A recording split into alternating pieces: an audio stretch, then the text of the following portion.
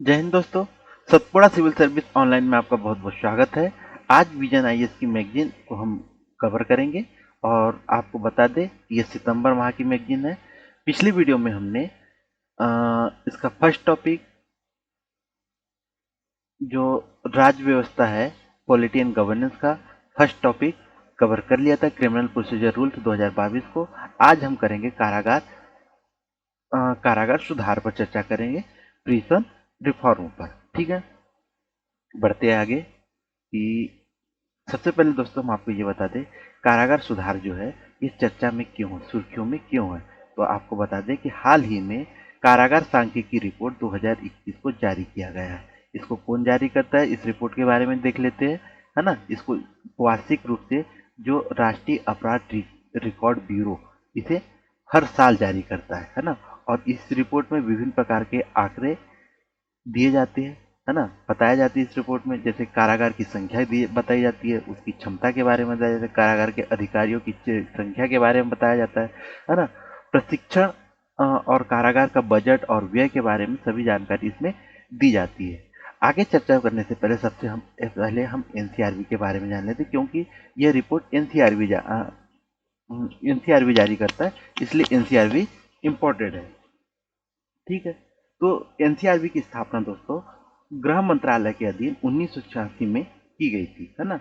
और यह जांचकर्ता की सहायता के लिए अपराध और अपराधियों से संबंधित सूचनाओं का भंडारण के रूप में कार्य करता है। इसे 2009 में अपराध और अपराधी ट्रैकिंग नेटवर्क और प्रणाली, है ना, परियोजना की निगरानी, समन्वयन तथा उसे लागू करने की जिम्मेदारी भी दे दी गई है। ठीक है, एनसीआरबी को लैंगिक अपराधिक से संबंधित राष्ट्रीय डाटाबेस को प्रबंधित करने और उसे नियमित आधार पर राज्य और केंद्र शासित प्रदेशों के साथ साझा करने का भी कार्य सौंपा गया है। एनसीआरबी और भी रिपोर्ट जारी करती है। ये पहली रिपोर्ट तो आपको पता ही होगा, कारागार सांख्यिकी रिपोर्ट। उसके साथ में भारत में आकस्मिक मौतें एवं आत्महत्या पर रिपोर्ट जारी करती है। भारत में कितने अपराध होते हैं इस पर रिपोर्ट जारी करती है ना। भारत में गुमशुदा महिलाओं और बच्चों पर रिपोर्ट जारी करता है ना। और फिंगरप्रिंट इन इंडिया नामक रिपोर्ट भी एनसीआरबी जारी करता है। ठीक है, अब दोस्तों हम इस रिपोर्ट के बारे में देख लेते हैं कि ये रिपोर्ट में क्या बताया गया है। तो इस रिपोर्ट में बताया गया दोस्तों कि जो विचाराधीन कैदी है ना, इनकी संख्या जेलों में उच्च है ना। और बताया कि 10 में से 8 जो कैदी है अपनी सुनवाई का इंतजार कर रहे हैं। ऐसे कैदी की संख्या उत्तर प्रदेश नंबर 1 पर है, दूसरे पे बिहार है और तीसरे पर महाराष्ट्र है। ठीक है, इस रिपोर्ट में वंचित वर्ग कैदी के बारे में बताया गया है कि 67.5% कैदी अनुसूचित जाति, अनुसूचित जनजाति तथा ओबीसी समुदाय से बिलोंग करते हैं, है ना। और जो विचाराधीन कैदी है, कैदियों में से 80% जो कैदी है वो समाज के वंचित वर्ग से बिलोंग करते हैं, इस रिपोर्ट के अकॉर्डिंग।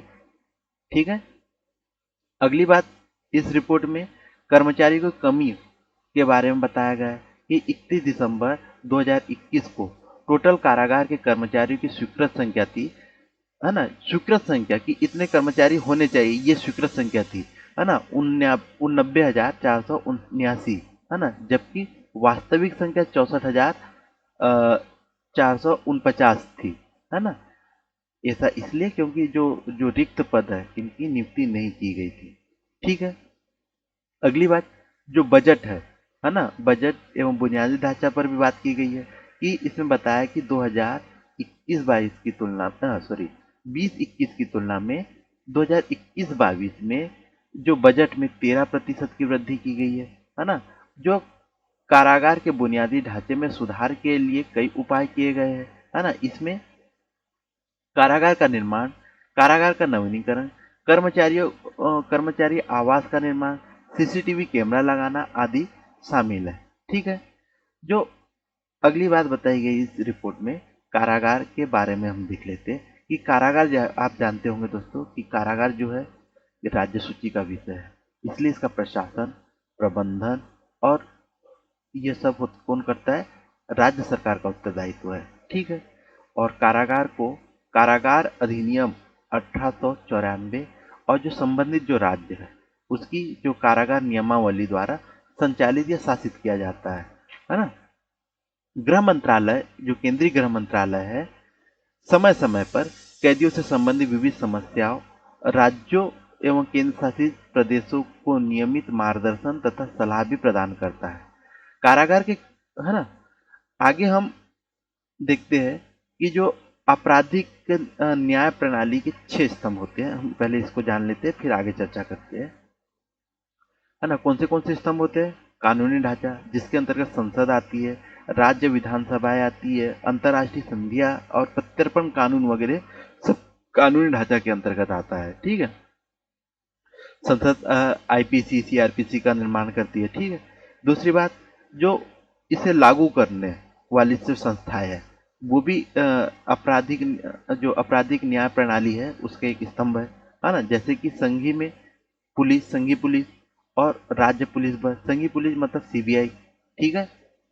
तीसरी, मुकदमा या अभियोजन, जो गिरफ्तारी एवं जांच से लेकर जो सुनवाई तक की जो प्रक्रिया होती है, वो भी एक स्तंभ है, ठीक है। और निर्णायन, जो अदालतें आती है इसके अंतर्गत, ठीक है।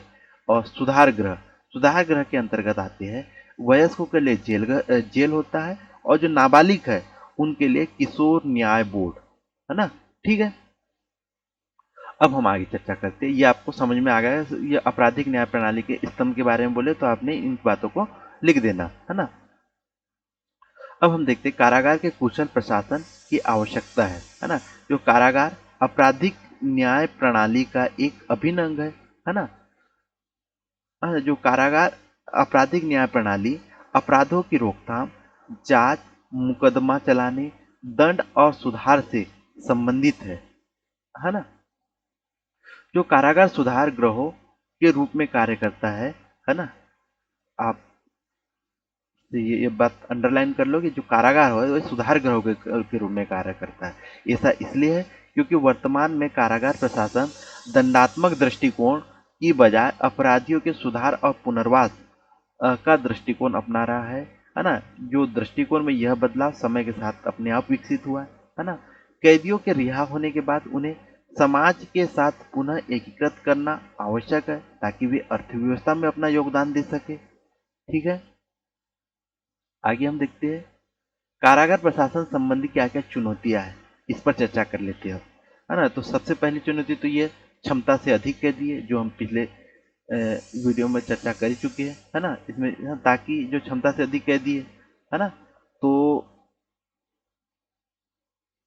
इससे इसके कारण जो स्वच्छता प्रबंधन, कैदियों के मानसिक और शारीरिक स्वास्थ्य पर प्रतिकूल प्रभाव पड़ता है। दूसरी बात, पर्याप्त विधिक सहायता की बात है ना। तो कारागार में बंद अधिकांश कैदियों की अब तक सुनवाई नहीं हुई है। इसके अतिरिक्त सुनवाई से ठीक पहले तक उन्हें कानूनी सहायता भी प्राप्त नहीं हो पाती है।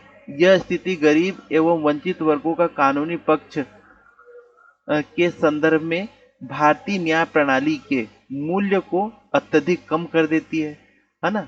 अगली चुनौती कर्मचारियों की कमी, है ना, कि बहुत सारे पद पर नियुक्ति अभी रिक्त है ना। अगली चुनौती है हिरासत में होने वाली यातनाएं, जो पुलिस द्वारा अत्यधिक क्रूर शारीरिक यातनाएं दिया जाता है। एक आंकड़ा है राष्ट्रीय मानवाधिकार आयोग का, है ना, जो कि 2010 से 2020 के बीच में उन्होंने बताया है कि औसत रूप से प्रतिदिन जो न्यायिक हिरासत में 5 व्यक्ति की मृत्यु हुई है, ठीक है। अगली बात, भ्रष्टाचार सबसे बड़ी चुनौती है कि जो कारागार में कारागार एक बंद प्रकृति और अंतर्निहित रूप से कारागारों के लोक समीक्षा के लिए पर्याप्त अवसर के कारण कारागार कर्मचारियों में भ्रष्टाचार की संभावना बहुत अधिक बढ़ जाती है ना।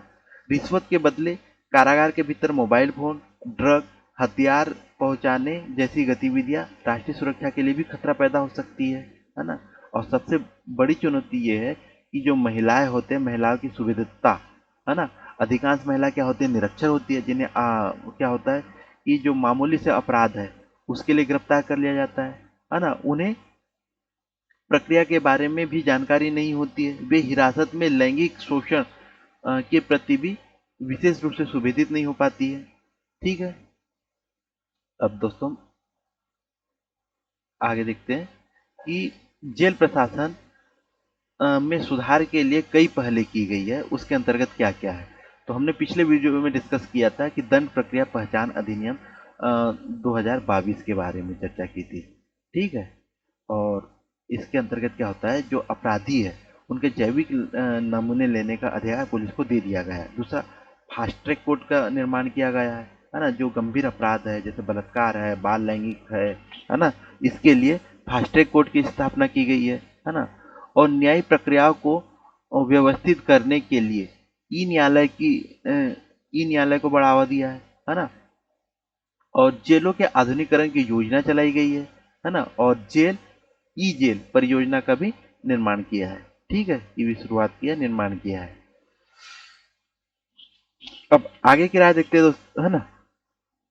अब हम आगे की राय में देखते हैं कि अखिल भारतीय कारागार सेवा न्यायमूर्ति एन मुल्ला की अध्यक्षता में कारागार सुधारों पर अखिल भारतीय समिति 1980 से 83 में गठन किया गया था। इस समिति ने उचित योग्यता, उच्चतम प्रशिक्षण, पदोन्नति के अवसर के साथ पेशेवर कैरियर सेवा के रूप में भारतीय जेल और सुधार सेवा के गठन की सिफारिश की गई थी, है ना। सभी राज्यों और केंद्र शासित प्रदेश द्वारा आदर्श कारागार नियमावली 2016 का अनुपालन किया जाना था। इस नियमावली का उद्देश्य पूरे देश में कारागार के प्रशासन और कैदियों के प्रबंधन को शासित करने वाले कानूनों, नियमों व विनियमों के बुनियादी एकरूपता लाना था, ठीक है। अगली बात देखते हैं कि जो आगे हम क्या कर सकते हैं, उसमें कारागार की अवसंरचना में सुधार करना भी एक बात है ना। बायोमेट्रिक पहचान की सुविधा, कैदी सूचना प्रणाली, सीसीटीवी कैमरे की व्यवस्था, वीडियो कॉन्फ्रेंस की सुविधा आदि जैसी तकनीक का उन्नयन, साथ ही अस्पताल, स्वच्छता व्यवस्था इत्यादि जैसी महत्वपूर्ण अवसंरचना की भी आवश्यकता है ना, है ना। और अगर जो विचाराधीन जो कैदी है इनकी संख्या को कम करना चाहिए, है ना। जो विचाराधीन कैदियों को न्यायालय के समक्ष समय पर और पूरी तैयारी के साथ पेश किया जाना चाहिए ताकि मुकदमे की अवधि लंबी न हो, है ना। प्ली बार्गेनिंग की व्यवस्था को लागू करना चाहिए। इसका तात्पर्य यह है, प्ली बार्गेनिंग क्या होता है मैं आपको बता दूं कि जो आरोपी होता है, आरोपी अभियोजन द्वारा कुछ रियायतों के बदले में अपना अपराध स्वीकार कर लिया जाता है, करने के लिए सहमत हो जाते हैं, ठीक है। तो प्ली बार्गेनिंग की व्यवस्था को लागू करना चाहिए। अगली चीज, जो न्यायालय की क्षमता का निर्माण करना चाहिए, है ना। क्षमता निर्माण के लिए जो निचले जो न्यायालय, अधीनस्थ न्यायालय है, इनकी क्षमता का निर्माण करना चाहिए ताकि जमानत याचिकाओं की सुनवाई के दौरान स्थगन की संख्या को कम किया जा सके। कारागार का समुचित निरीक्षण करना चाहिए, है ना। अ, कारागार का न्यायिक अधिकारियों द्वारा नियमित रूप से और समय समय पर निरीक्षण किया जाना चाहिए, है ना। कारागार की नियमित रूप से निगरानी में लोक अदालतों को शामिल किया जाना चाहिए, है ना।